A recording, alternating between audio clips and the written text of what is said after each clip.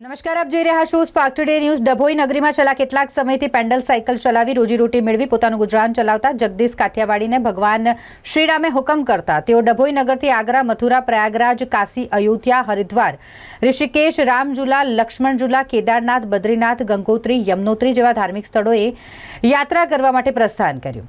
ડભોઈથી આશરે 3300 કિલોમીટરની યાત્રા કરવા માટે તેમણે પ્રસ્થાન કર્યું છે। 1984માં ભગવાન શ્રીરામ તેઓને સાક્ષાત સ્વપ્નમાં આવીને જણાવ્યું હતું કે તું મારી યાત્રા કરજે। જે યાત્રા 1984થી મારે બાકી રહી ગઈ હતી અને આર્થિક પરિસ્થિતિ ન હોવાને કારણે આ યાત્રા પરિપૂર્ણ ન કરી શક્યા હોય, પરંતુ સમય જતાં તેઓએ પેન્ડલ સાયકલ ચલાવીને ગુજરાન ચલાવી રહ્યા હોય। ધીમે ધીમે યાત્રા કરવા માટે પેન્ડલ સાયકલનું નિર્માણ શરૂ કર્યું અને જે પેન્ડલ સાયકલ તૈયાર થઈ જતા હવે તે ચારધામની યાત્રા કરવા માટે નીકળી ગયા છે। સ્થાનિક રહીશો દ્વારા તેઓને પ્રસ્થાન સમયે ઉત્સાહભેર તેમની સાથે વેગા ચોકડી સુધી જોડાયા હતા અને સુખરૂપે યાત્રા સફળ બને તેવા આશીર્વાદ આપ્યા હતા।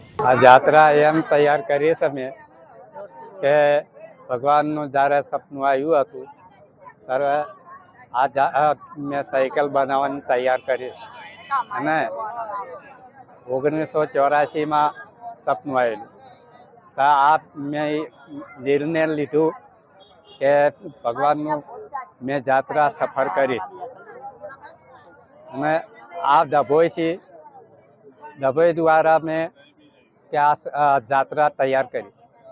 એના માટે કે મેં સદાની માટે દુઆ માંગુ છું, ભગવાનના શરણમાં જઈ બધાને આખા ડભોઈની મેં દુઆ માંગુ છું। તમારો બધાનો આભાર। અને તેતરી જે મેં જાત્રા તૈયાર કરી એ યાત્રા આજે અયોધ્યાથી માની જેટલા ધામ છે એ બધા જ ધામ ફરવાનો છે।